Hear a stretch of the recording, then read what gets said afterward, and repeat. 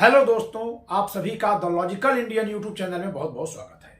मैं हूं एडवोकेट पंकज कुमार त्रिपाठी, लखनऊ से। दोस्तों, डॉक्टर अंबेडकर पर बहुत बार यह आरोप लगा था कि वे केवल महारों को आगे बढ़ाना चाहते थे।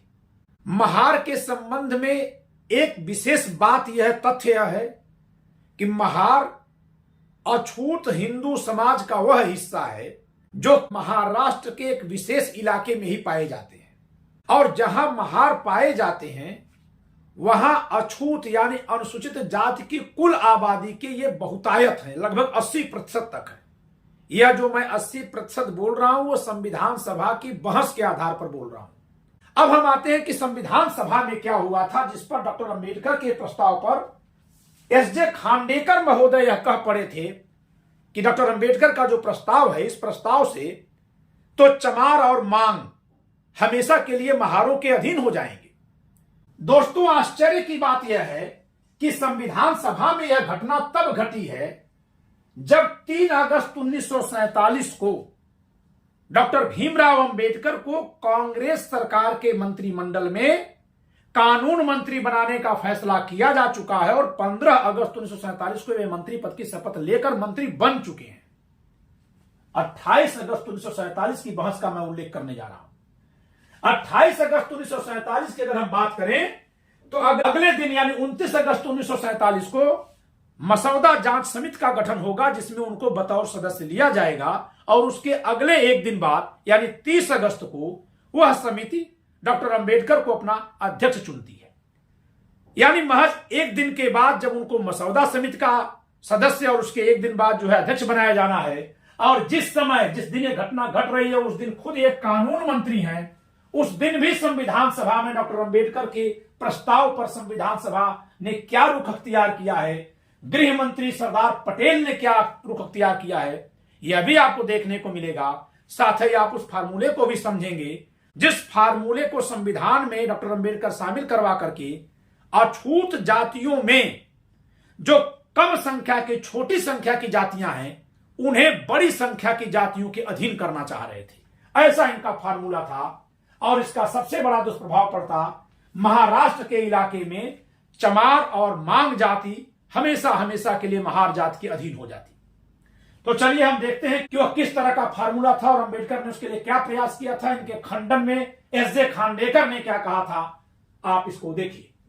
दोस्तों, 28 अगस्त 1947 का यह संविधान सभा की डिबेट है। ये देखिए, देवी प्रसाद खेतान बोल रहे हैं, यानी डीपी खेतान। अगले दिन इनको भी मसौदा जांच समिति में लिया जाएगा, लेकिन अभी हम इनको छोड़ते हैं। हम चलते हैं एस.जे. खांडेकर पर। ये मध्य प्रांत बरार क्षेत्र से आते हैं, लेकिन ये महार जाति के हैं। ये भी महार जाति के हैं, लेकिन चमार जाति के लोगों के लिए ये अंबेडकर जी के प्रस्ताव के खिलाफ भिड़ गए हैं। खैर, यहां पर मैं खांडेकर जी के केवल इतनी सी बात का उल्लेख कर रहा हूं कि ये नहीं चाहते थे कि अनुसूचित जातियों को अल्पसंख्यक कहा जाए। ये विरोध करते हैं। ये कह रहे हैं कि परिगणित जातियों को अल्पसंख्यक कह रहे हैं, यह नियम के विरुद्ध है। दरअसल दोस्तों, मैं आपको बता दूं कि डॉक्टर अंबेडकर शुरू से ही अछूत जातियों को अल्पसंख्यक का दर्जा दिलाना चाहते थे। अल्पसंख्यक का मतलब एक अलग वर्ग, ताकि कम्युनल तरह से उनके पक्ष में कुछ घोषणा करवाई जा सके। कम्युनल, सेकुलर नहीं, कम्युनल।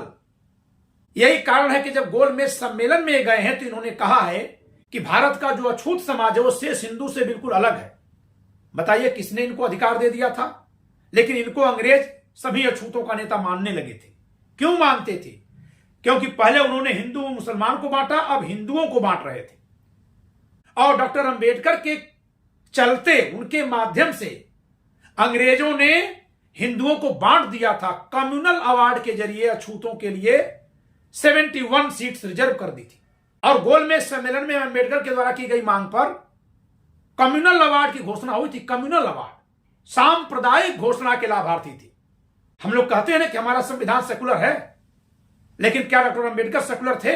जी नहीं, वे हमेशा हमेशा अछूतों को अल्पसंख्यक कहते थे और उनके लिए पृथक निर्वाचक मंडल की मांग करते थे। यही तो कम्युनलिज्म है, कम्युनिटी के बेस पर फैसले लेना।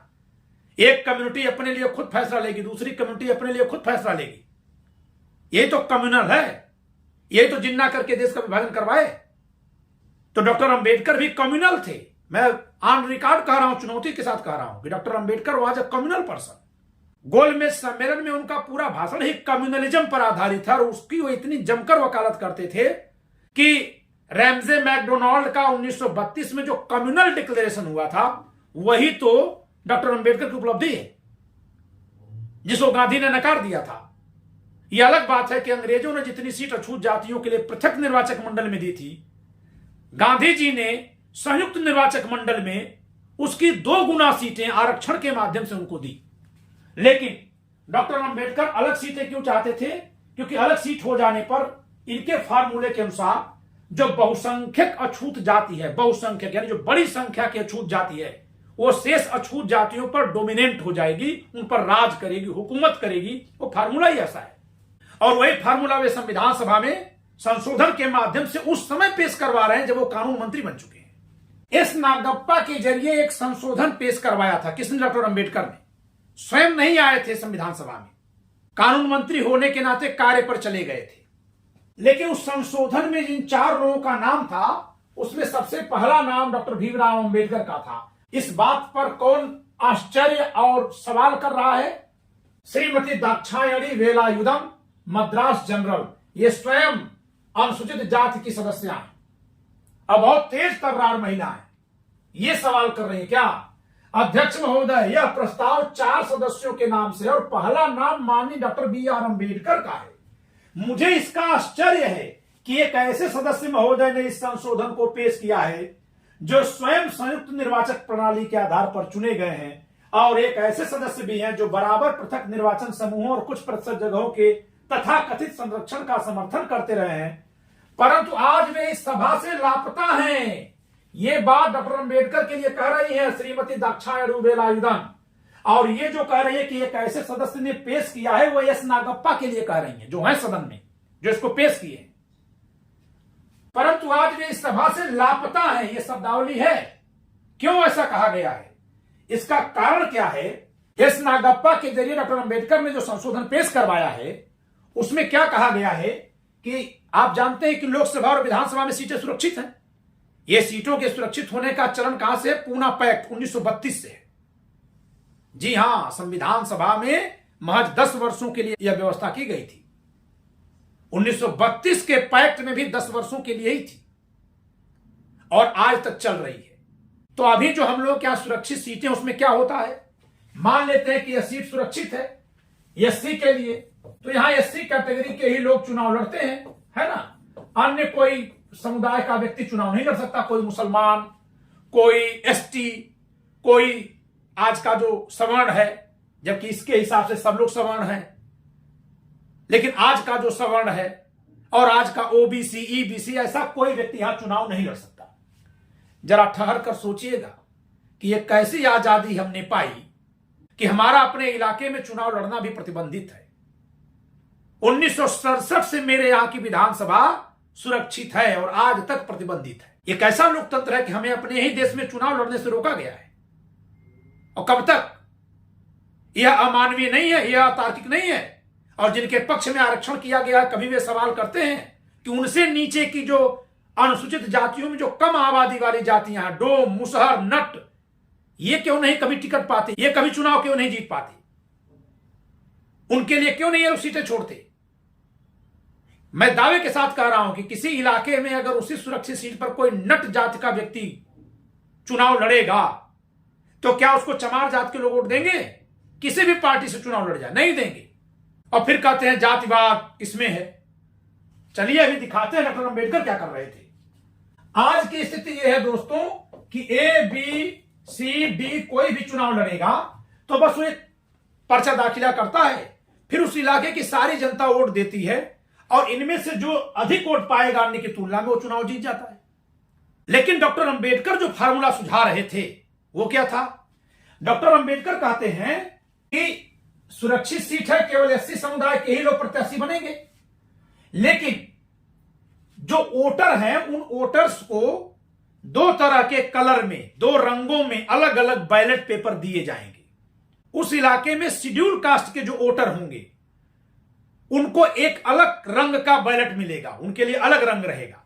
मान लेते हैं कि उनको नीले रंग का बैलेट दिया जा रहा है और शेष जो गैर एससी समुदाय के मतदाता होंगे, मान लेते हैं कि उनको सफेद रंग का बैलेट दिया जा रहा है, तो अलग अलग रंगों का बैलेट दे दिया जाएगा।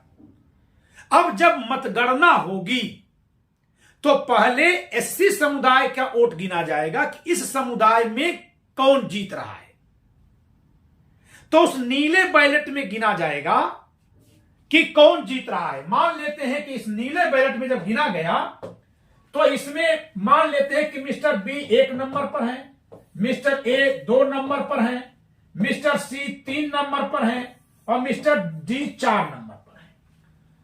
तो अब ये क्या कहते हैं, डॉक्टर अम्बेडकर क्या कहते हैं, क्या प्रस्ताव में था संशोधन में, जरा कल्पना करिएगा कि इस फार्मूले से क्या करना चाहते थे डॉक्टर अम्बेडकर।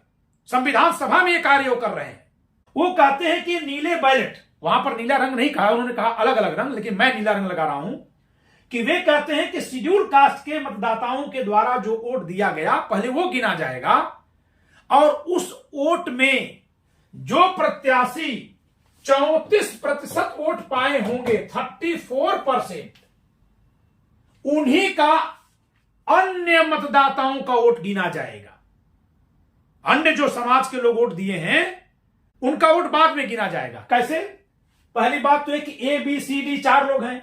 आप बताइए दोस्तों कि अगर 34% वोट की शर्त लगा दी जाए तो इन 4 में से कितने लोग ऐसे हो सकते हैं कि जो 34% वोट पा जाएंगे? अधिकतम 2 लोग। चाहे यहां 50 लोग चुनाव लड़े तब भी अधिकतम 2 ही लोग ऐसे होंगे जो 34% वोट पाएंगे। जरा कल्पना करिए।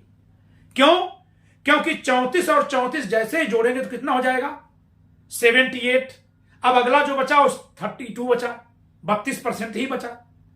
परसेंटेज की बात करें तो 34% धन 34% और धन 32% ही बच रहा है उसके बाद शेष। तो अगर ये कह रहे हैं कि जिसको शेड्यूल कास्ट मतदाताओं का 34% वोट मिलेगा, केवल उसी का इधर का वोट गिना जाएगा, तो जरा कल्पना करिए कि 34% क्या है। अगर कहीं किसी एक प्रत्याशी को 37% मिल गया, केवल एक को, तो शेष जो वोट बचा अगर उसमें बट गया, शेष कितना बचा? 63। तो 63 यानी 32.5, अब तो फिर अन्य लोगों का वोट गिना ही नहीं जाएगा। सोच के देखिए, समझ में आ रहा है कि नहीं? ये कह रहे हैं कि 2 रंगों में बैलेट होगा। सुरक्षित सीटों पर शेड्यूल कास्ट के मतदाताओं को एक रंग का बैलेट दिया जाएगा, अन्य मतदाताओं को अलग बैलेट दिया जाएगा, अलग रंग का। पहले शेड्यूल कास्ट के वोटर्स का वोट गिन लिया जाएगा। उनके वोट में जितने प्रत्याशी कम से कम 34% वोट पाए, 34% की शर्त लगवा रहे थे, उन्हीं का इधर का वोट गिना जाएगा। तो जरा कल्पना करिए कि ये करना क्या चाह रहे थे, किस तरह का खेल कर रहे थे डॉक्टर अम्बेडकर। 34% एक ऐसी शर्त है जो अधिकतम 2 ही लोग पूरा कर सकते हैं, और थोड़ा बहुत भी अगर 34 से 37, 38 गया और नीचे के जो बाद के प्रत्याशी हैं वो कहीं अगर बराबरी वाले आ गए तो फिर एक ही को 34% मिलेगा। और जब एक ही यहां 34% पाएगा शेड्यूल कास्ट के वोटर से, तो अन्य जातियों के, अन्य समाजों के लोगों के वोट देने न देने का कोई मतलब ही नहीं। जिसको यहां अधिक वोट मिल गया वो जीत जाएगा। तो अब जरा दोस्तों डॉक्टर अंबेडकर के इस फार्मूले को महाराष्ट्र में ले चलिए। वहां महार जात की कुल आबादी लगभग 80% है। किसमें? अछूत जातियों में। तो अगर अछूत जातियों में महारों की आबादी 80% है तो वो अपने आप अपने जात को 50% वोट दे देंगे, शेष अन्य जातियों का वोट तो गिना ही नहीं जाएगा।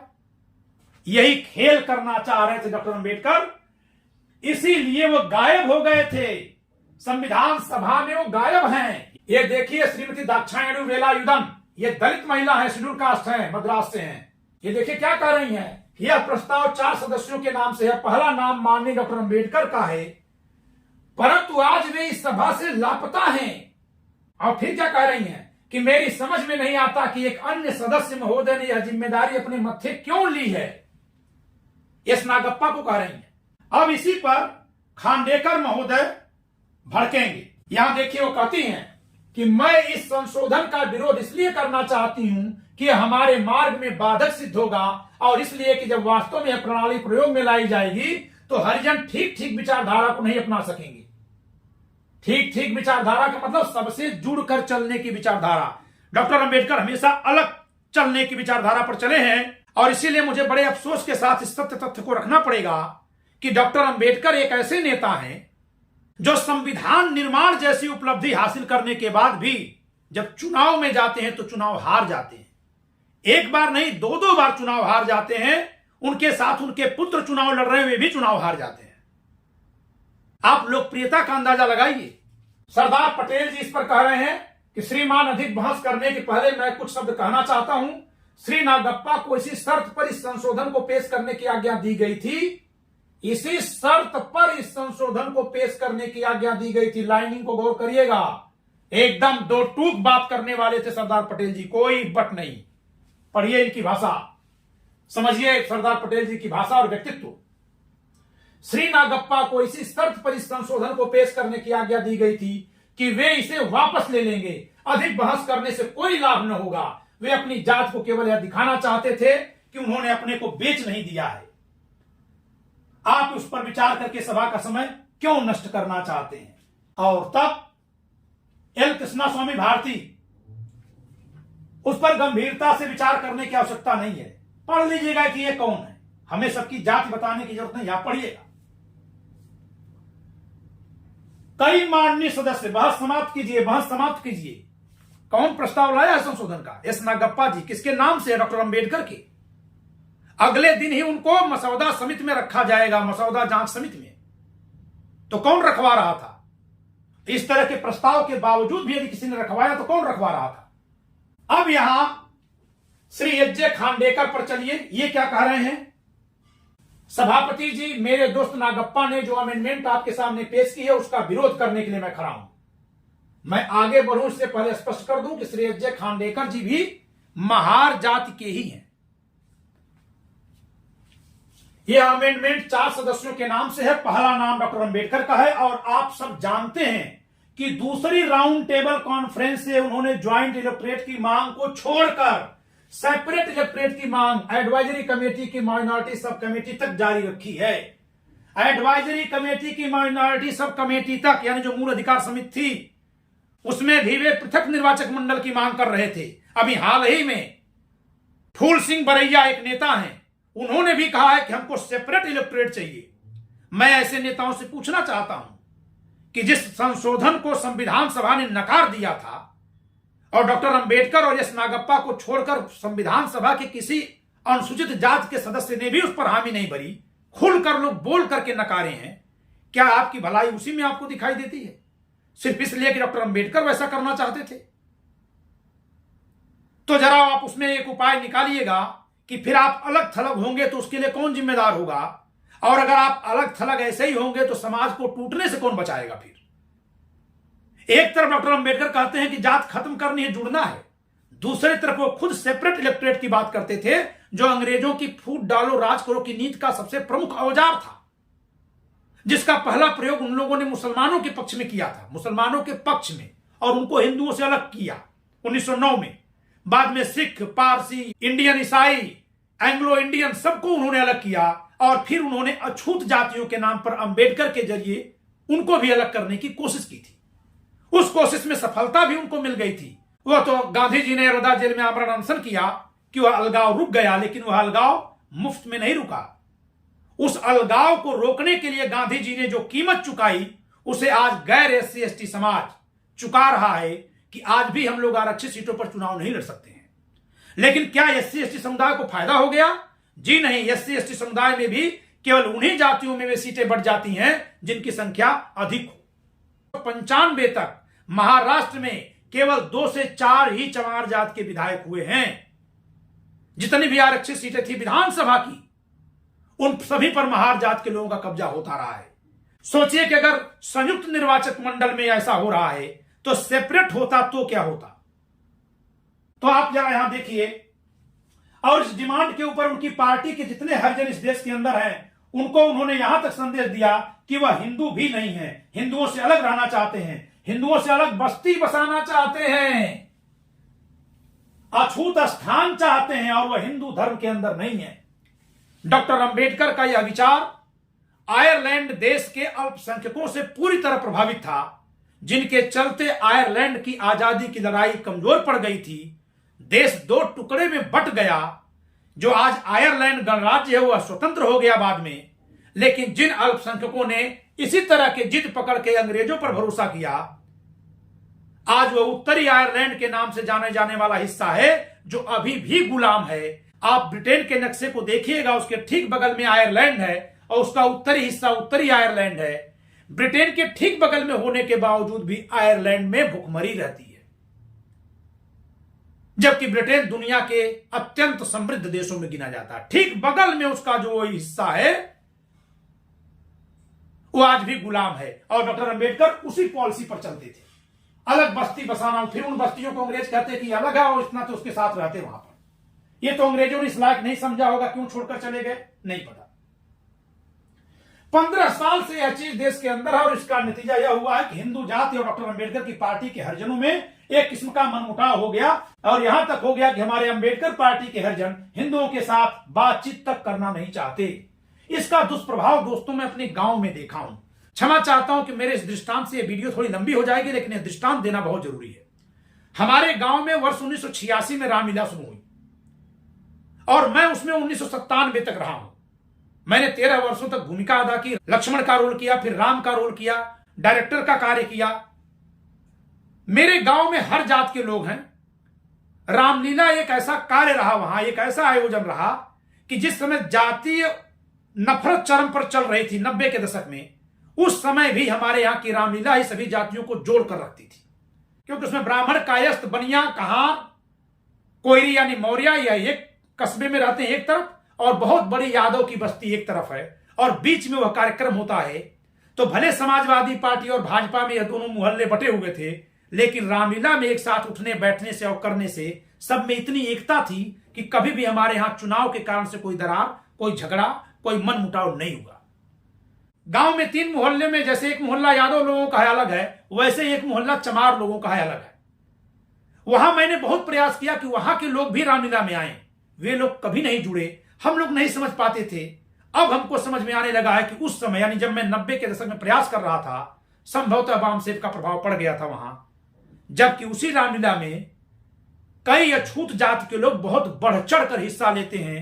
हमारे गांव की रामलीला में धोबी जात के एक व्यक्ति को राम बनने का अवसर दिया गया था, जबकि कई मध्य वाली जातियां विरोध की थी, फिर भी मेरे भाई ने उनको बनाया था। और आज वही धोबी परिवार रामलीला का पूरा आयोजन करता है। शेष पूरे गांव के लोग जो बाहर चले गए हैं और जो गांव में हैं, हर जात के लोग उन्हीं के नेतृत्व में रामलीला का आयोजन कराते हैं। बगल के पड़ोसी गांव के पासी जात के लोग भी शामिल होते हैं, मुसलमान तक शामिल होते हैं, लेकिन कोई ऐसी जात जिसने रामलीला में कहीं कोई भूमिका नहीं अदा की, वह हमारे गांव के चमार जात के लोग हैं।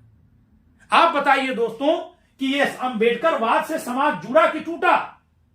मैं दावे के साथ कह रहा हूं, और यह बात मैं नहीं कह रहा हूं, यह बात एच जे खांडेकर जी कह रहे हैं, जो खुद महार जात के हैं, कि बातचीत तक नहीं करना चाहते हैं अंबेडकर पार्टी के हरिजन अन्य हिंदुओं के साथ।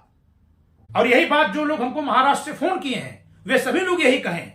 उनमें से जो चमार जात के व्यक्ति ने फोन किया, वह तो बड़े आश्चर्यचकित है कि कैसे उत्तर प्रदेश के लोग डॉक्टर अंबेडकर को मानते हैं। यहां तो जो अंबेडकरवादी है, ये बिल्कुल हमसे 36 का आंकड़ा रखते हैं, क्योंकि वहां अंबेडकरवादी कौन है? महार जात के लोग। देखिए एच जे खांडेकर आगे कह रहे हैं, बहुत लंबा भाषण इनका है दोस्तों, तो मैं इनके भाषण से केवल महत्वपूर्ण अंश पढ़ा रहा हूं।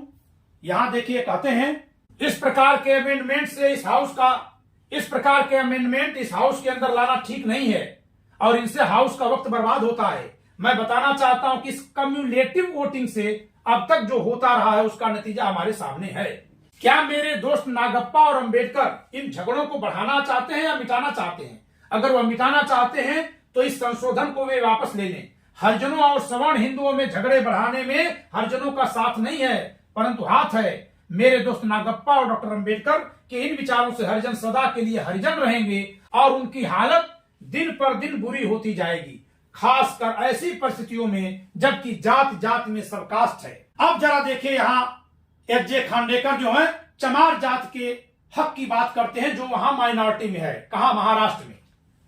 मैं मिसाल के तौर पर आपको बताऊंगा कि नागपुर प्रांत में हरिजनों में महार जाति मेजॉरिटी में है। अगर 35% वोट का प्रस्ताव पास किया गया तो, यानी कि मिनिमम 35% जो वोट पाएगा उसी का अन्य जातियों का वोट गिना जाएगा, है ना?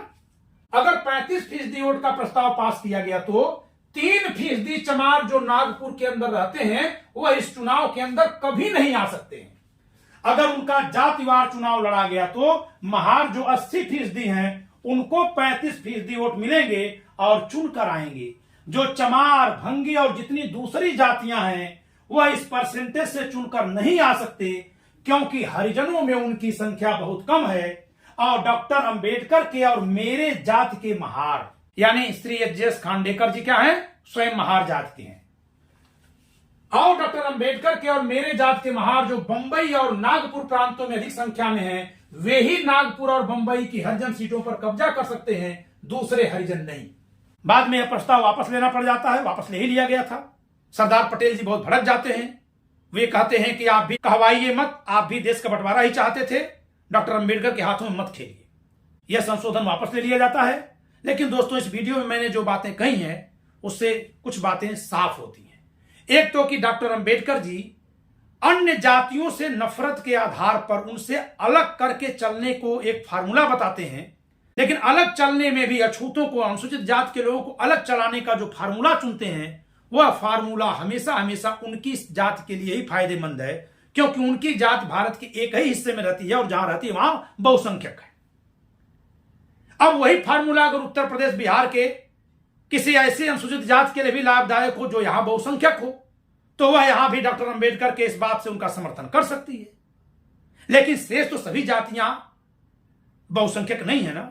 यही कारण है कि डॉक्टर अंबेडकर को अछूत समाज में भी स्वीकृति नहीं मिली थी। और जैसे जैसे लोग यह बात जानेंगे स्वीकृति नहीं मिलेगी। कल्पना करिए कि श्री एच खांडेकर अगर खुद महार जात के नहीं होते तो डॉक्टर अंबेडकर की वजह से महार जात पर कितना बड़ा लांछन लग जाता, जिस तरह का प्रस्ताव यहां वो पेश कर रहे हैं। तो दोस्तों, इतनी लंबी वीडियो देखने के लिए बहुत बहुत धन्यवाद। वीडियो को लाइक करिएगा, शेयर करिएगा, चैनल सब्सक्राइब न क्यों सब्सक्राइब करिएगा। जय संविधान।